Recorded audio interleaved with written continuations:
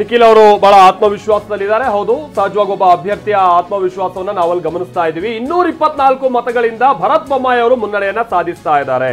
ಮೊದಲ ಸುತ್ತಿನ ಮತ ಎಣಿಕೆ ನೋಡಿ, ಫೈಟ್ ಹೆಂಗಿದೆ.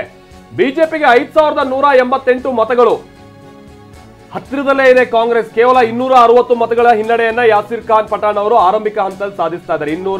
224 ಮತಗಳ ಅಂತರದ ಮುನ್ನಡೆಯನ್ನ ಸಾಧಿಸ್ತಾ ಇದ್ದಾರೆ. ಕಾಂಗ್ರೆಸ್ 4964 ಮತಗಳನ್ನ ಪಡೆದಿದ್ರೆ ಬಿಜೆಪಿ 5188 ಮತಗಳನ್ನ ಪಡೆದಿದೆ. ಇಂಟ್ರೆಸ್ಟಿಂಗ್ಲಿ ಶಿಗ್ಗಾವಿಯ ಒಂದು ವಿಚಾರ ಏನು ಅಂತ ಅಂದ್ರೆ, ಎಕ್ಸೆಪ್ಟ್ ಲಾಸ್ಟ್ ಜನರಲ್ ಎಲೆಕ್ಷನ್ ಅನ್ನ ಹೊರತುಪಡಿಸಿದ್ರೆ ಬೊಮ್ಮಾಯಿ ಅವರು ಗೆದ್ದಿರುವಂತದ್ದು ಬಹಳ ದೊಡ್ಡ ಅಂತರ ಅನ್ನುವಂಥದ್ದು ಏನಲ್ಲ. ಹಿಂದಿನ ಚುನಾವಣೆ ನೋಡಿದಾಗ 9, 10, 11 ಸಾವಿರ ಮತಗಳ ಅಂತರದಲ್ಲಿ ಅವ್ರು ಗೆದ್ದಿರುವಂತದ್ದು. ಆ ಎಲ್ಲ ಟೈಮ್ ನಲ್ಲೂ ಕಾಂಗ್ರೆಸ್ನ ಬಂಡಾಯ ಅಭ್ಯರ್ಥಿ 25, 30 ಸಾವಿರ ಮತಗಳನ್ನ ತೆಗೆದುಕೊಂಡಿರ್ತಿದ್ರು. ಈ ಬಾರಿ ಅಂತ ಬಂಡಾಯ ಅಭ್ಯರ್ಥಿ ಇಲ್ಲ. ಅದು ಈ ಬಾರಿ ಏನಾದ್ರೂ ಕಾಂಗ್ರೆಸ್ಗೆ ಅನುಕೂಲ ಆಗುತ್ತಾ? ಮಹಾವಿಕಾಸ್ ಅಘಾಡಿ 122 ಕ್ಷೇತ್ರಗಳಲ್ಲಿ ಮುನ್ನಡೆಯನ್ನ ಸಾಧಿಸ್ತಾ ಇದ್ರೆ, ಎನ್ಡಿಎ 132 ಕ್ಷೇತ್ರಗಳಲ್ಲಿ ಮುನ್ನಡೆಯನ್ನ ಸಾಧಿಸ್ತಾ ಇದೆ. Difference is just 10. ಆರಂಭಿಕ ಹಂತದ ಅಂತರ ಕೇವಲ 10. ಬಿಜೆಪಿ ನೇತೃತ್ವದ ಮಹಾಯುತಿ 132 ಸ್ಥಾನಗಳ ಮುನ್ನಡೆಯನ್ನ ಸಾಧಿಸ್ತಾ ಇದ್ರೆ, ಕಾಂಗ್ರೆಸ್ ನೇತೃತ್ವದ ಮಹಾವಿಕಾಸ್ ಅಘಾಡಿ 122 ಕ್ಷೇತ್ರಗಳ ಮುನ್ನಡೆಯನ್ನ ಸಾಧಿಸ್ತಾ ಇದೆ. ಅದ್ ನೋಡಿ, ಅಗೈನ್ ಅದರ್ಸ್ ಅನ್ನುವಂಥದ್ದು ಇವರ ಲೆಕ್ಕ ಕೂಡ್ಕೊಂಡೇ ಹೋಗ್ತಾ ಇದೆ.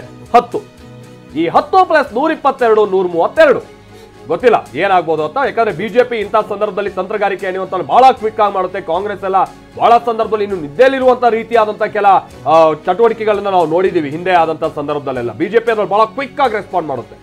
ಈಗಲೂ ಕೂಡ ಹಂಗೆ ಮಹಾರಾಷ್ಟ್ರದಲ್ಲಿ ನಾವು ಕಳೆದ 3 ದಿನಗಳಿಂದನೇ ನೋಡ್ತಾ ಇದೀವಿ. ಮಹಾರಾಷ್ಟ್ರದ ಮುಂಬೈನ ಹೊರವಲಯದಲ್ಲಿ ಒಳವಲಯದಲ್ಲಿರುವಂತಹ ಬಹುತೇಕ ರೆಸಾರ್ಟ್ಗಳು ಬುಕ್ ಆಗಿದೆ. ಕಾರಣ ಅಂತಾನೆ ತಮ್ಮ ಶಾಸಕರನ್ನ ಕರ್ಕೊಂಡು ಹೋಗುವಂತ ನಿಟ್ಟಿನಲ್ಲಿ. ಯಾಕಂದ್ರೆ ಆ ಮಟ್ಟಿಗಿನ ಜಿದ್ದಾಜಿದ್ದಿ ಇದೆ ಮಹಾರಾಷ್ಟ್ರದಲ್ಲಿ. ಕೇವಲ ರಿಸಲ್ಟ್ ವಿಚಾರವಾಗಲ್ಲ, ಸರ್ಕಾರ ರಚನೆ ಮಾಡುವ ವಿಚಾರವಾಗಿಯೂ ಕೂಡ ಹೌದು. TV9 ನಲ್ಲಿ ಮತ ಎಣಿಕೆಯ ಪಕ್ಕಾ ಸುದ್ದಿಯನ್ನ ನೀವು ನೋಡ್ತಾ ಇದ್ದೀರಿ. ಯಾವುದೇ ರೀತಿಯ ಹೈಪ್ ಕ್ರಿಯೇಟ್ ಮಾಡುವಂತ ನಿಟ್ಟಿನಲ್ಲಿ ಇಲ್ಲದೆ ಸಲ್ಲದೆ ಇರುವಂತ ನಂಬರ್ಸ್ ಕೊಡುವಂತದ್ದಲ್ಲ, ನಮ್ಮ ಪ್ರತಿನಿಧಿಗಳು ನಮಗೆ ಕೊಡುವಂತ ಪಕ್ಕಾ ಸುದ್ದಿಯನ್ನ ನಿಮ್ಮ ಮುಂದೆ ಇಡ್ತಾ ಇದ್ದೀವಿ. ಇಂಟ್ರೆಸ್ಟಿಂಗ್ಲಿ ಚನ್ನಪಟ್ಟಣದಲ್ಲಿ ಸಿಪಿ ಯೋಗೇಶ್ವರ್ ಮುನ್ನಡೆಯನ್ನ ಸಾಧಿಸ್ತಾ ಇದ್ದಾರೆ. ಮೊದಲ ಹಂತದಲ್ಲಿ ನಿಖಿಲ್ ಅವರು ಮುನ್ನಡೆಯಲ್ಲಿದ್ರು, ಈಗ ಸಿಪಿ ಯೋಗೇಶ್ವರ್ ಮುನ್ನಡೆಯನ್ನ ಸಾಧಿಸ್ತಾರೆ. ಸೊ ಈ ರೀತಿಯ ಹಾವು ಏಣಿ ಆಟವನ್ನು ನಾವು ನನಗನ್ಸುತ್ತೆ ಈ ಕ್ಷೇತ್ರದಲ್ಲಿ ಕೊನೆ ತನಕ ನೋಡ್ತೀವಿ ಅಂತ ಅನಿಸ್ತಾ ಇದೆ. ಯಾಕಂದ್ರೆ ಬಹಳ ಜಿದ್ದಾಜಿದ್ದಿನ ಕಣವಾಗಿ ಮಾರ್ಪಟ್ಟಿದೆ.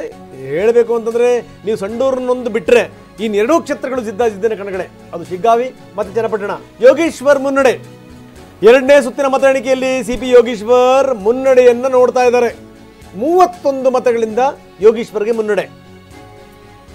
ಮಹಾಭಾರತ ನೆನಪಾಯ್ತು. ಯೋಗೇಶ್ವರ ಅನ್ನೋ ಹೆಸರು ಕೃಷ್ಣನ ಹೆಸರು. ಮಹಾಭಾರತದ ಕಡೆಯಲ್ಲಿ ಒಂದು ಶ್ಲೋಕ ಬರುತ್ತೆ, ಯೋಗೇಶ್ವರ. ಅದೇ ಅಲ್ಲಲ್ಲ, ಅರ್ಜುನ ಇಲ್ಲಿ ಡಿ ಕೆ ಸುರೇಶ್.